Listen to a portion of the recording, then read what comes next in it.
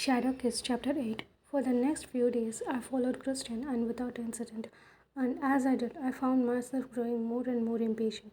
For one thing, I was discovering that a lot of being a guardian was waiting around.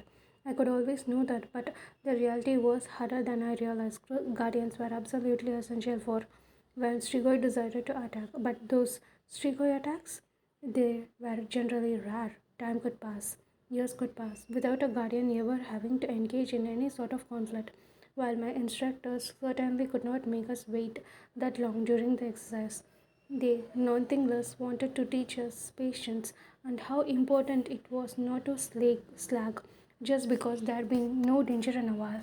We were also being held to the strictness condition as a guardian could be in always standing and always being formal. More often than not, guardians who lived with the Mora families behaved casually in their homes and did ordinary things like reading or watching TV, while still staying perfectly aware of any threats. We could not always expect that though, as we had to practice the hard way while in school. My patience level don't do so well with all the waiting, but my frustration was more than just restlessness. I was despite to prove myself to make amends for not having reacted when Stan attacked. I could had no further match on sittings and had decided that I could not seem really have been fretful and stress induced that made me happy because those were much better reasons than being crazy or inept. But certain things are not making me happy. When Christian and I met up with Lisa after class one day, I could feel worry and fear and anger radiating off her. It was the only bond that called me in, though to all outside appearance she looked fine. Eve and Christian, who were talking about something with each other, don't notice a thing. I moved close and put an arm around her as we walked. It's okay. Everything going to be okay. I know what was bothering her, Victor. We could decided that Christian, despite his willingness to take care of the things, probably was not the best choice to go and see about us getting to Victor's trial. So Lisa had played diplomat the other day and very politely spoken to Alberta about the possibility of to us testifying. Alberta had told her equally politely that it was out of the question. I figured if we are just explained the things, why it was so important, they could let us go. She murmured to me, Rose, I cannot sleep. I just keep thinking about it. What if she get loose? What if they really set him free? Her voice trembled, and there was old vulnerability there that I could seen in a long time. That sort of things usually set me off warning bells, but this time it triggered a weird rush of memories of time past when Lisa had depended on me so much. I was happy to see how strong she could become and wanted to make sure she stayed that way. I tightened my arm, hard to do while still walking. He won't get loose, I said fiercely. Well, we will go to court. I will make sure of it. You know, I could never let anything happen to you. She leaned her head slightly against my shoulder, a small smile on her face. That is what I love about you. You have no idea how you will get us to court, but you still push forward anyway to make me feel better. Is it working? Yes. The worry still looked in now, but her amusement damped its effects a little. Plus, despite her teasing me about my bold promises, my words really had reassured her. Unfortunately, we soon found out that Lisa had another reason to be frustrated. She was waiting for the meditation to fade from her system and allow her full access to her magic. It was there. We could both sense it, but she was having trouble touching it. 3 days are past, and nothing has changed for her. I felt for her, but my biggest concern was her mental state, which thus far had stayed clear. I don't know what is going on, she complained. We had almost reached the comments. Lisa and Christian had plans to watch a movie. I half wondered how difficult it could be for me to watch the movie and be on the alert. It seems like I should be able to do something, but I still cannot. I'm stuck. That might not be a bad thing, I pointed out, moving away from Lisa so I could scan the path ahead. She shot me a rueful look. You're such a warrior. I thought that was my job. Hey, it is my job to look out for you. Actually, it is my job, said Edith in a rash show of joking. Neither of you should be worrying, she argued. Not about this. Christian slipped his arm around her waist. You are most impatient than Rose here. All you need to do is. It was a Dunjua. Stan leapt out from a copse of trees and reached for Lisa, wrapping his arms around her torso and jerking her towards him. My body responded instantly, no hesitation whatsoever as I moved to save her. The only problem was that Eid was responded instantly to, and he was closer, which put him there ahead of me. I circled, trying to get in on the action, but the way the two were squaring off blocked me from being effective. Eid came at Stan from beside, fierce and swift, pulling Stan's arm away from Lisa with a strength nearly powerful enough to rip it out of the socket. Eid's weary frame often hid how muscular he really was. Stan had caught the side of Eith's face, nails digging in, but it was enough so that Lisa could wriggle free and run to join Christian behind me. With her out of the way, I moved off to the side, hoping to assist Eith. But there was no need. Without missing a beat, he grabbed Stan and threw him down to the ground. Half a breath later, Eith's splatter stack was posed right above Stan's head. Stan laughed, genuinely pleased. Nice job, Castile. Eid withdrew the stake and helped his instructor up. With the action gone, I could now see how bruised and blotched Stan's face was. Attack for us non-boys might be few and far between, but our guardians were picking fights daily during this exercise. All of them were taking a lot of abuse, but they handled it with grace and good humor. Thank you, sir, said Eid. He looked pleased, but not contented. I could be faster and strong if I were Strigoi, of course, but I swear you could have rivaled one with your speed there. Stan glanced at Lisa. You okay? Fine, she said, face aglow. I could sense that she could actually enjoy the excitement. Her adrenaline was running high. Stan's smiling face disappeared as he turned his attention on me. And you, what were you doing? I started, aghast at his harsh tone. It was what he could said last time too. What do you mean? I exclaimed. I don't freeze or anything this time. I was ready to back him up, looking for a chance to join in. Yes, he agreed. That is exactly the problem. You were so eager to get a punch in that you forgot that you had two Morai behind you. They might as well have not existed as far as you were concerned. You're not in the open and you had your back to them. I stood forward and glared at him, unconcerned about property. That is not fair. If we were in the real world and the Strigoi attacked, you cannot tell me that another guardian could not jump in and do everything they could to take the Strigoi down as quick as possible. You're probably right, Stan said. But you are not thinking about the eliminating the threat effectively. You are not thinking about you exposed Morai. You are thinking about how quickly you could do something exciting and redeem yourself. What? Are not you making a few leaps there?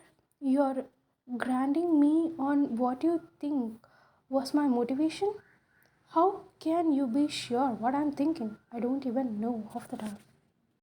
Instincts, he replied mysteriously. He took out a small pad of paper and made some notes on it.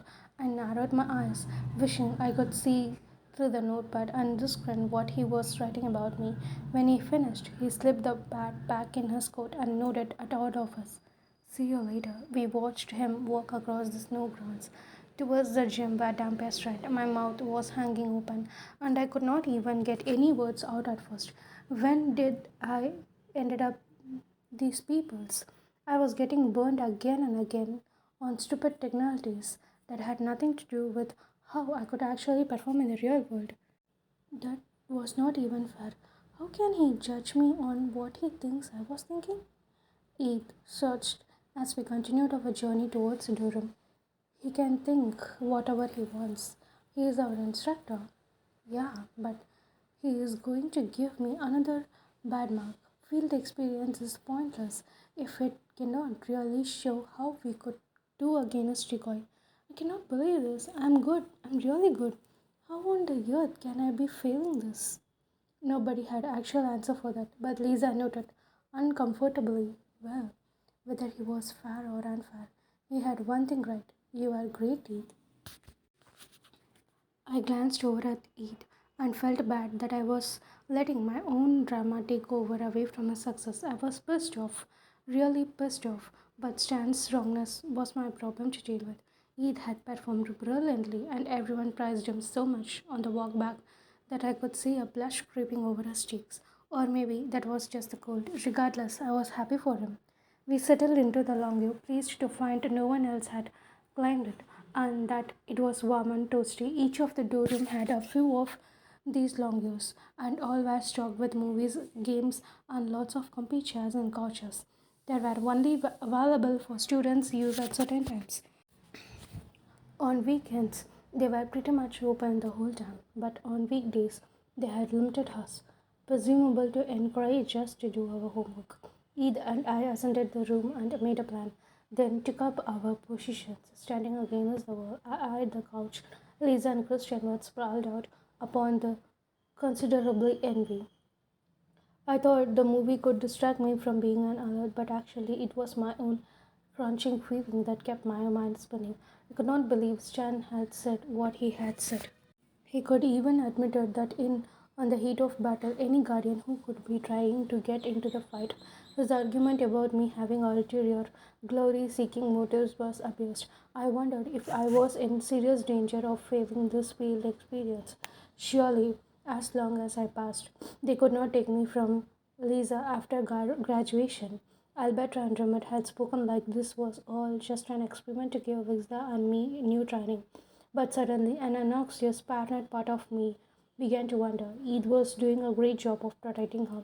Maybe they wanted to see how well she could work with the other guardians. Maybe they were worried that I was only good at protecting her and not other Morai. I could let Manson die after all, right? Maybe the real test here was to see if I needed to be replaced. After all, who was I really? An expendable non voice. She was the Dragmorai princess. She could always have protection, and it did not have to be me. The bond was pointless if I ultimately proved incompetent. Adrian's entrance put my frantic panic on hold. He slipped into the darkened room, winking as he flounced into the armchair nearby. Near me, I had figured it was only a matter of time before he could surface. I think we were his only entertainment on campus, or maybe not, judging from the strong smell of alcohol around him. Are you sober? I asked him when the movie ended. Sober enough. When you guys been up to? What you guys have been up to? Adrian had not visited my dreams since the one in the garden. He could also light off on some of his outrageous flirting. Most of his appearance with us were to work with Lisa or ease his boredom. We recapped our encounter with Stan for him, playing up Eve's bravery and not mentioning my dressing down. Nice work, said Eve. Looks like you get all the battle scat too. He pointed to the side of Eve's face, where the three red marks glared back at us. I remembered Stan's nails hitting Eve's during the struggle to free Lisa. Eve lightly touched his cheek. I can barely feel it. Lisa leaned forward and steadied him. You got that, protecting me. I got that, trying to pass my field experience. He teased. Don't worry about it. And that is when it happened. I saw with Caesar her, that compassion and undeniable urge to help others that so often filled her. She could not stand to see pain, could not stand to sit by if she could do something. I felt the power build up in her, a glorious and swelling feeling that made my toes tingle. I was experiencing how it affected her. It was fire and bliss, intoxicating. She reached out and touched Eve's face, and the marks vanished. She dropped her hand, and the European of sweat faded away from both of us. Son of a bitch, breathed Adrian. You are not kidding about that. He peered at Adrian's cheek. Not a goddamn trace on it. Lisa had stood up and now shrank back to the couch. She leaned her head back against it and closed her eyes. I did it. I can still do it. Of course you can, said Adran dismissively. Now you have to show me how to do it. She opened her eyes. It is not that easy. Oh, I see, he said in an estranged tone. You grill me like crazy about how to see editors and work in dreams, but now you won't reveal your trade secrets? It is not a wound, she argued. It is a cannot. Well, cousin, try.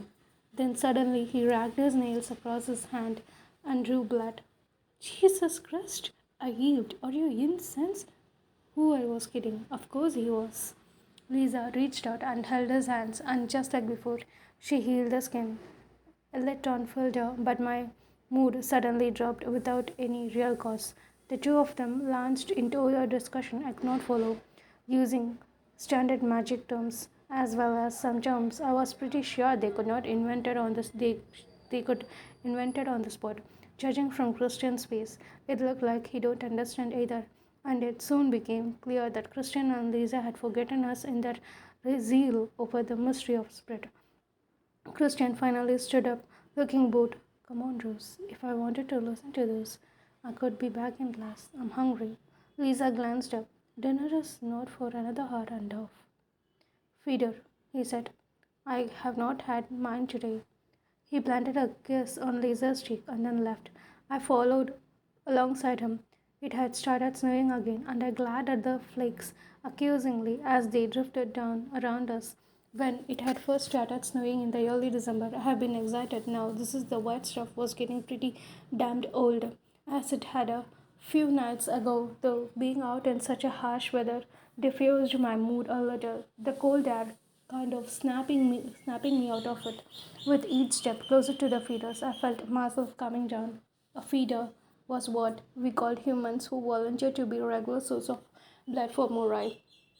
Unlike Strigoi, who killed the victims they drank from, Morai took only small quantities each day and don't have to kill the donor. These humans lived for the high they got from the vampire bites and seemed perfectly happy to spend their lives that way and separate from the normal human society. It was weird, but necessarily for Morai. The school usually had a feeder of two in the Morai draw rooms for overnight house, but for most of the day, students had to go to the commons to get their daily fix. As I continued walking, talking in the sights of the white trees, white fences, and white boundaries, something else white in the landscape caught my attention. Well, it was not white exactly, there was color, pale, washed out color. I came to an abrupt halt and felt my eyes go wide. Manson stood on the other side of the quad, nearly blending in with a tree and a post. No, I thought. I convinced myself that this was over. But there he was, looking at me with scornful plantum face. He pointed off towards the back of the campus. I glanced that way, but again had no clue what to look for. Turning back to him, I could only stare, fear twisting within me. An icy cold hand touched the side of my neck, and I spun around. It was Christian. What's up? He asked. I looked back to where I could see Manson. He was gone, of course. I squeezed my eyes shut a moment and sighed. Then, turning back to Christian, I kept walking and said, Nothing. Christian usually always had some witty streams of comments whenever we were together, but he was silent as we made the rest of our journey. I was consumed with my own thoughts and worried about Manson, so I had little to say either. The sighting had only lasted a few seconds, considering how hard it was to see out there. It seems more than likely that they could have been a trick of the eye, right? I tried to convince myself for this rest of the walk. When we entered the commons and escaped the cold, it finally hit me that something was aimed at Christian. What's wrong? I asked, trying to think about Manson. Are you okay? Fine, he said. The way you just said that proves you're not fine. He ignored me as we went to the feeder's room. It was busier than I could expect, and all the little cubicles that feeder sat in were filled with Morai. Brandon Laser was one of them. As he feed, I caught a glimpse of a faded green berries on his cheek and recalled that I have found out who had beaten him up. Christian checked in with a Morai at the door and then stood in the waiting area until he was called.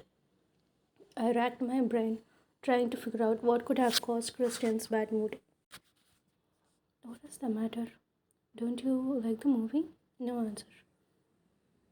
Grossed out by Adrian's self motivation, giving Christian a hard time was a guilty pleasure. I could do this all night. No answer. Or you? Oh. It hit me then. I was surprised. I had not thought of this before. Are you upset that Lisa wanted to talk magic with Adrian? He searched, which told me all I needed to know. Come on. She does not like magic more than she likes you. It is just this thing with her. You know, she spent all these years thinking she could not do real magic and then found out she could, except it was this wacky, completely unpredictable kind. She just trying to understand it. I know, he said tightly, staring across the expensive room without actually focusing on any of the people. That's not the problem. Then why? I let my words fade. Another revelation hit me. You're jealous of Adrian? Rustin fixed his icy blue eyes on me, and I could tell I could hit the mark. I'm not jealous. I'm just feeling insecure over the fact that your girlfriend is spending a lot of time with a rich and reasonable, cute guy from whom she might like, or as we like to call it, jealous. He turned away from me, clearly annoyed. The honeymoon might be over between us, Rose. Damn it. Why are these people taking so long? Look, I said, shifting my stance up. My feet hurt after so much standing. Don't you listen to my romantic speech the other day about being in Lisa's heart? She's crazy about you. You're the only one she wants. And believe me, I can say that with 100% certainty. If there were anyone else, I could know. The hint of a smile crossed her lips. You are her best friend. You could be covering for her. I scoffed. Not if she were with Adrian. Accuse her. I assure you, she has no interest in him. Thank God. At least not romantically. He can be persuasive, though he knows how to work his compulsion. He is not using it on her, though. I don't even know if he can. I think they cancel each other out. Besides, have not you been paying attention? I am the unfortunate object of Adrian's attention. Really? Asked Christian, clearly surprised. Guys were so obvious or to this sort of stuff. I know he flirts and shows up in my dreams uninvited, seeing as I cannot get away.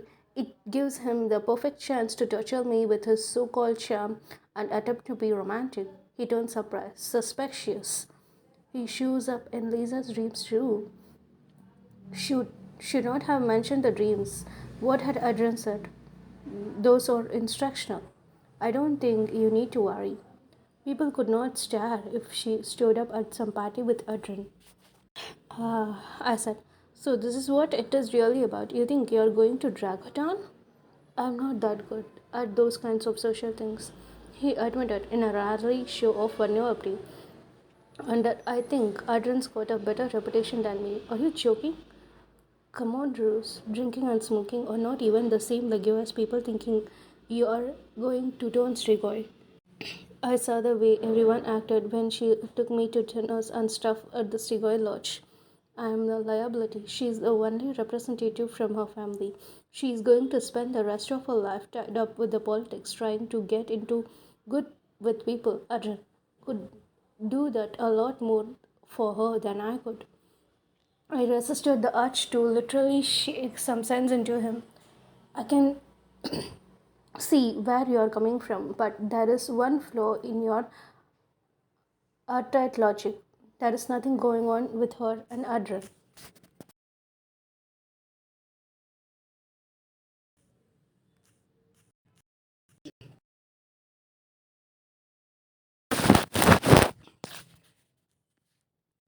Sorry?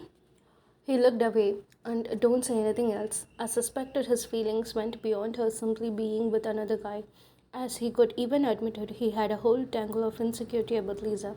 Being with her had wonders for his attitude and sociability, but at the end of the day, he still had trouble dealing with coming for a tainted family. He still worried he was not good enough for her. Rose is right. An unwelcome voice said behind us. Preparing my best glare, I turned around to face Jess. Naturally, Rolf looked nearby. Jess assigned numbers. Dean stood watch at the doorway. They apparently had a more formal bodyguard relationship. Jess and Ralph had not been in line when we arrived, but they are not apparently wound up and head through enough to piece together some of our conversation. You're still royal. You have every right to be with us.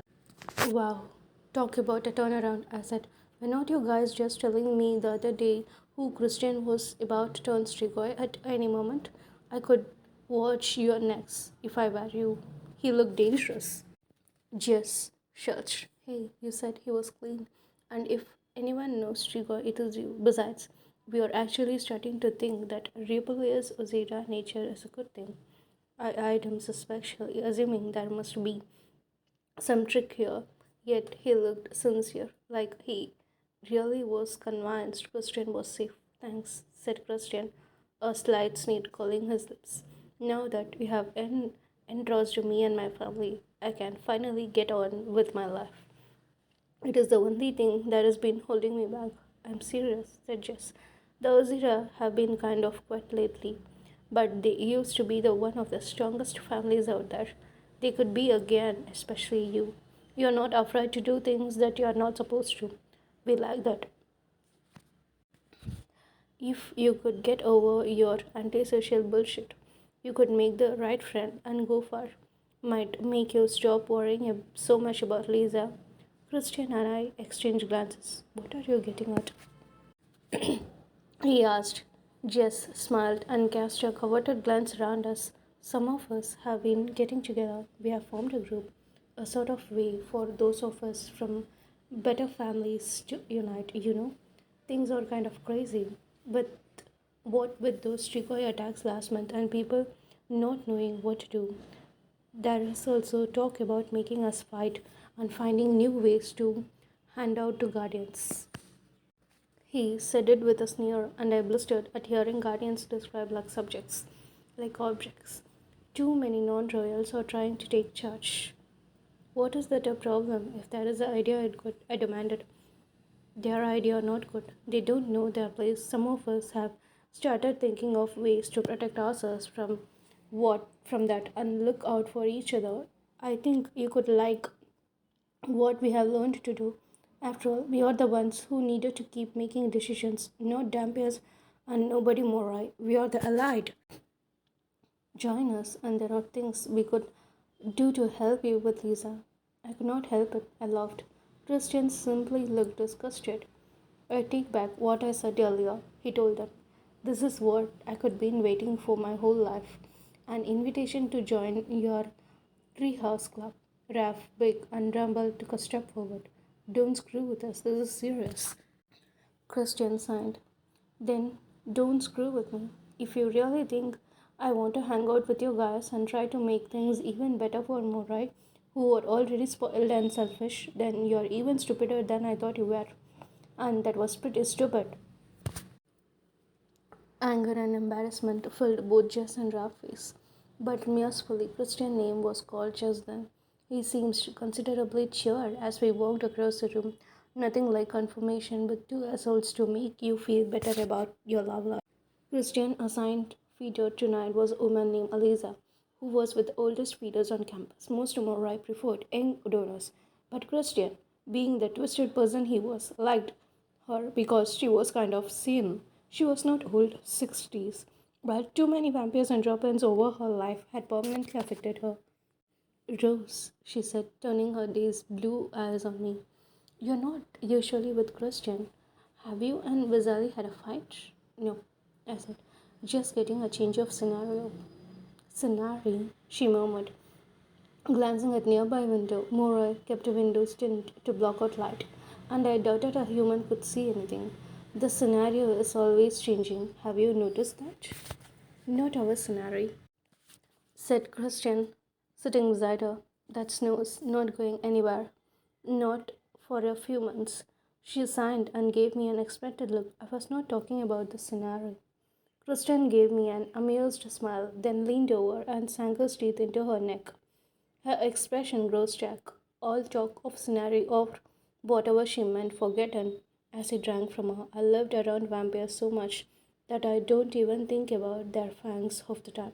Most Morai was actually pretty good at hiding them. It was only in moments like these that remembered the power of vampire had. Usually, when I watched a vampire feed, I was reminded of when Lisa and I had run away from the academic, and I could let her feed off of me. I could never reach the crazy addiction levels of Weedot, but I had enjoyed the brief high. I used to want it in a way I could never admit to anybody in the world. Only humans gave blood. Vampires did it, were cheap and humiliated. Now, when I watched a vampire drink, I no longer thought about how good the high felt. Instead, I flashed back at the room in Spokane, Badalish. Our Strigoi captor had fed off Eid. The feelings that stirred up in me were anything but good. Eid had suffered horribly, and I had not been able to do anything except sit there and watch. Grimacing, I turned away from Christian and Alice. When we left the feeder's room, Christian looked more vibrant and unbeat. The weekend is here, Rose. No classes, and you get a day off. No, I said, having almost forgotten. Damn it, why did he even have to remind me? I was almost starting to feel better at Stan's incident last night. I have a community service.